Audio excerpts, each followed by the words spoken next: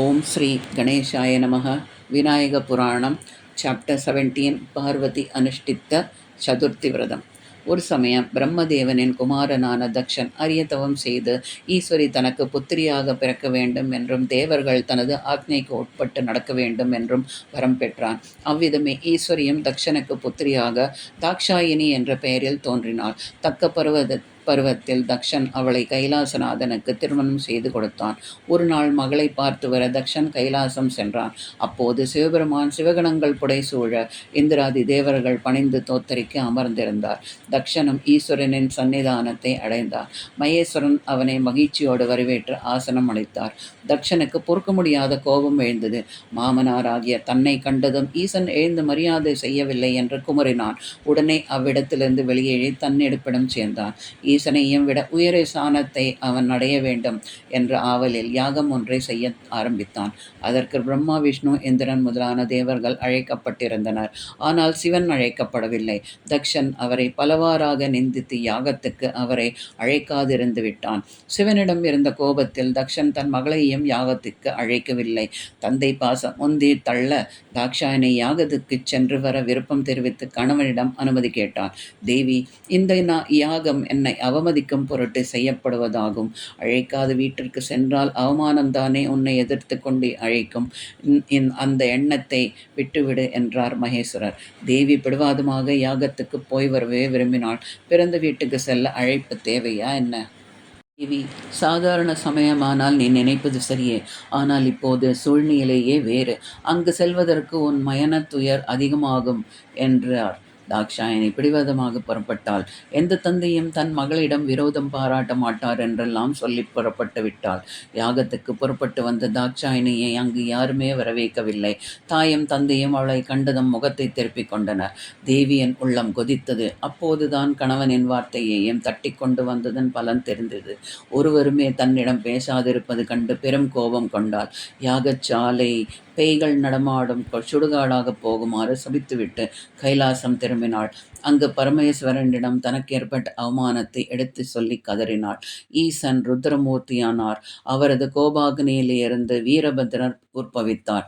வீரபத்ரா, இந்த கணமே நீ தக்ஷன் யாகம் செய்யும் இவ்விடத்திற்கு சென்று அவன் யாகத்தை அழித்து விட்டு வா என்று கட்டளையிட்டார். வீரபத்ரன் கோபத்திலிருந்து உற்பத்தியானவரானால் மிகவும் உக்கிரமாக புறப்பட்டு சென்று தக்ஷன் யாகத்தை அழித்து விட்டு அங்கு வந்திருப்பவர்களையும் தம்சம் செய்து திரும்பினார். ஈஸ்வரனும் பின்னர் கோபம் தணிந்தவராய் வீரபத்ரனாலால் அழிக்கப்பட்டவர்களை உயிர் பிழைக்க செய்து இனி இம்மாதிரி துர்கீரத்தியங்களில் ஈடுபட வேண்டாம் என்று அவர்களுக்கு நல்லுரைகளை சொல்லி அனுப்பினார். ஆயினும் தக்ஷன் செய்த அபசாரத்திற்கு என்றும் நிறைவேற்கும்படி ஆட்டுத்தலையை அவனுடைய உடலில் பொருத்தி உயிர் கொடுத்தார். தாக்ஷாயணிக்கு கோபம் தணிந்தாலும் ஈஸ்வரனை அவமதித்த தக்ஷனுக்கு புத்திரியாக பிறந்தோமே என்று வருந்தி அவனால் வளர்க்கப்பட்ட இச்சரீரத்தை வைத்திருக்க கூடாதென்று யோகாக்னியில் தனது தேகத்தை விடுத்து பர்வதராஜனுக்கு புத்திரியாக வந்து பிறந்தாள். பரமேஸ்வரன் கங்கையை மணக்கும் முன்பு தான் அவரை பதியாக அடைய வேண்டும் என்று விருப்பம் கொண்டவளாய் தந்தையிடம் உள்ளத்து ஆசையை தெரிவித்தாள். அப்பா, கைலாசநாதனை பதியாக அடைய வேண்டும் என்ற எண்ணம் சிறுவயது முதலே என்னிடம் ஊன்றிக் கொண்டு விட்டது. அது நிறைவேறுவதற்கு என்ன விரதம் மேற்கொள்ள வேண்டும் என்று கேட்டாள். குழந்தாய், உன் எண்ணம் நிறைவேற மூவர்க்கு முதல்வராய் உள்ள ஆதி பரம்பொருள் விநாயக பெருமானை குறித்து சதுர்த்தி விரதம் மேற்கொள்ள வேண்டும்.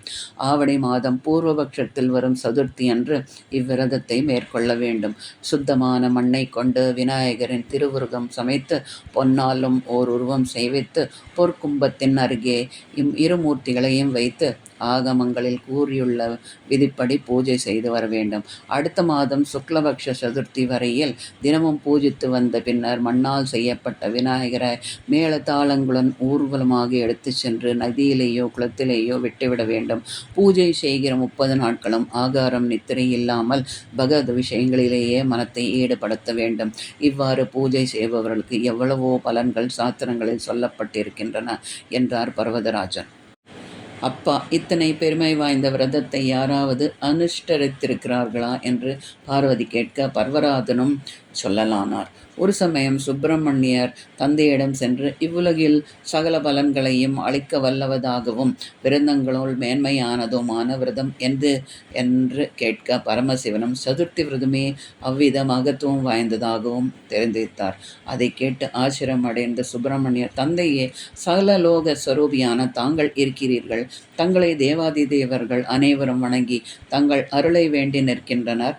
அவ்விதம் இருக்க தங்களை குறித்த விரதம் ஒன்றை குறிப்பிடாது எனது சகோதரன் விநாயகரை குறித்து செய்யும் விரதத்தை குறிப்பிட்டதன் காரணம் என்ன என்று கேட்டார். மைந்தா, ஆதி பரம்பொருள் விநாயகர் அவர்தான் மும்மூர்த்திகளாகிய எங்களை தோற்றுவித்தது.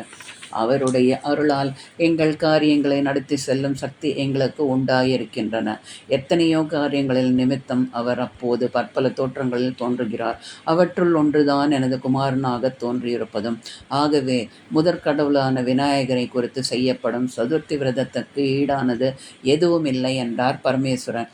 இவ்விருத்தாந்தங்களை கேள்விப்பட்ட பார்வதி தேவியும் தனது எண்ணம் ஈடேற சதுர்த்தி விரதத்தை அனுஷ்டிக்க ஆரம்பித்தாள்.